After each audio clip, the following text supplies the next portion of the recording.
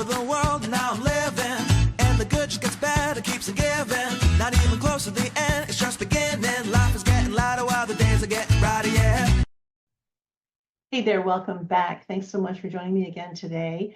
If you haven't already tuned into my previous video that's called Let's Talk Karmic Debt, you might want to watch that before you watch this, but it's okay either way. You're going to get lots of good information from here.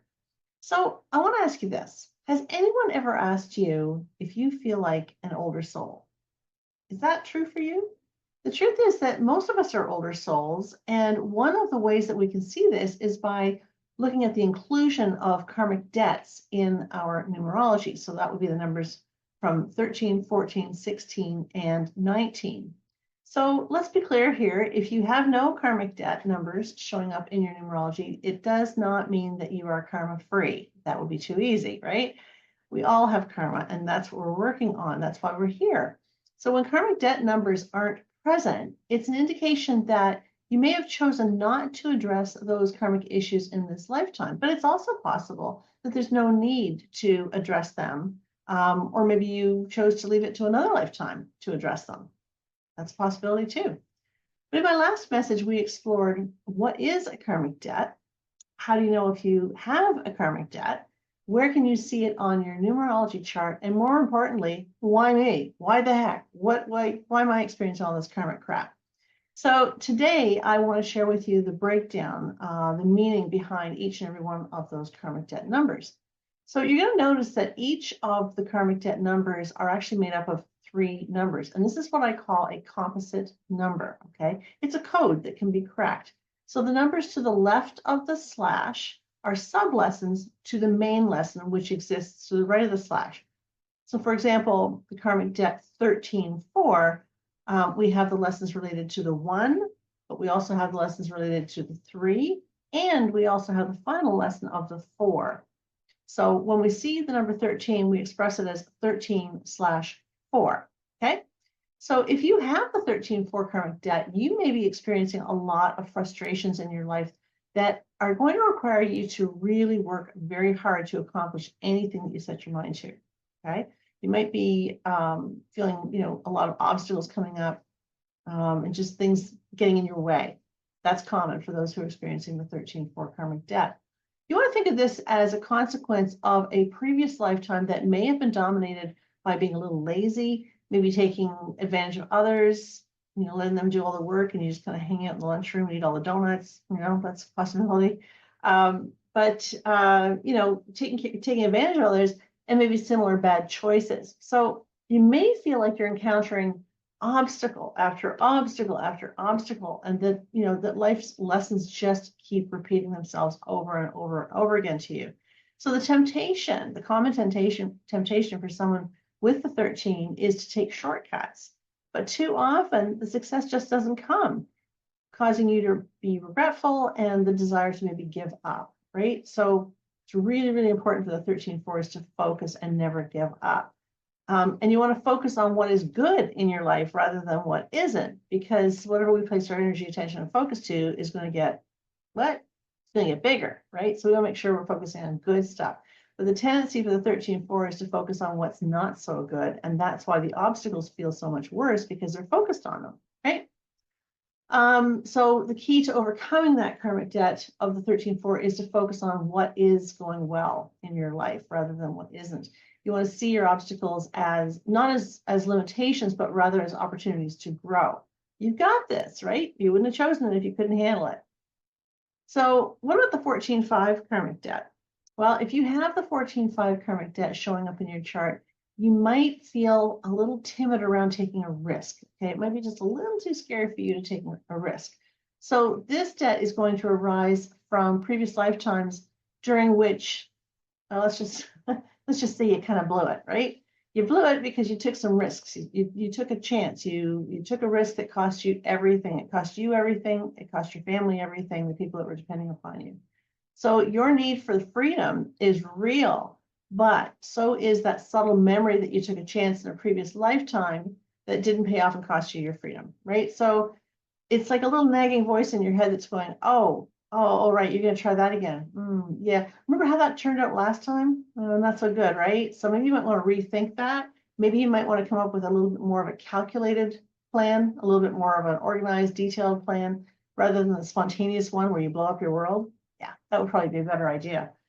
So this debt, this karmic debt of the 14.5 is asking you to adapt to ever-changing circumstances. And it's also teaching you how to cope with unexpected events, because that 5 energy brings in a lot of the unexpected, a lot of change. So you have to learn how to be a little bit more adaptable, a little bit more flexible while taking calculated risks. You have the potential of becoming a slave to your own freedom through the abuse of drugs, alcohol, overindulgence in food and sex, gambling, if you don't embrace moderation in all things. So the key to overcoming this karmic debt of the 14.5 is to develop enough confidence in yourself. That's the one, to create a steady plan, step-by-step plan. That's the 4, so that you can have that freedom, which is the 5 that you really, really want. Okay, there's the code. Now, karmic debt of the 16.7. So can anybody say crash, burn, and learn? I was teaching a numerology class many, many years ago, and one of my students, he's a 16.7 like myself, and he put up his hand. He goes, Ann, I've got it. I know the right term for the 16.7. And I said, Joe, what's that? He said, crash, burn, and learn. I'm like, oh my God, we need t-shirts. I guess that's pretty much sums up the 16.7. So when the 16 is one of the core numbers in our chart, this process of destruction and rebirth, it's a continuous cycle that actually serves to bring us into higher consciousness, even though it's like, I can't even believe that for a second, but it is the truth, right? It does bring us into higher awareness and higher consciousness, and that's why we're here. So, y'all remember, I am that poster child for the 16.7, and I am the first to say that this whole concept of rising from the ashes, it can get really old really quick, but it's really necessary just the same for our evolution. The 16.7 karmic debt can be a path of progress and a lot of spiritual growth for sure. A lot of people who are the 16.7s, they experiment with various topics in metaphysics, right? So that could be astrology, tarot, angel card reading, all those sorts of things. But to become a real nerd when it comes to the metaphysical. But this can be a really painful process because it usually comes after a lot of ego inflation, right? So we're looking at the 167. The 1 is the egoic number, right? We can do it ourselves. We can be independent. We don't need anybody else, kind of thing. Apparently we do. Okay.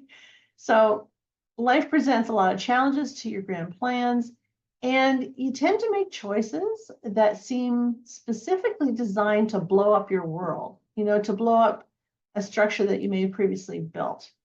Who knew, guys?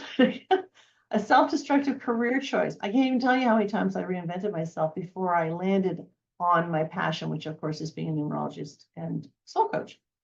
But we do blow our careers up quite often, or an act of stupidity related to an otherwise really perfect relationship. You might have a marriage that everybody else thought was absolutely fantastic, and all of a sudden you're like, and you blow it up.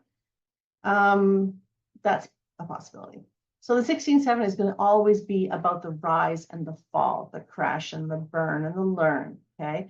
The key to overcoming this karmic debt of the 16.7 is to get out of your head and share what you're thinking, right? So when we fail to share how we feel, and then we act upon what we're feeling, we leave everybody else blindsided.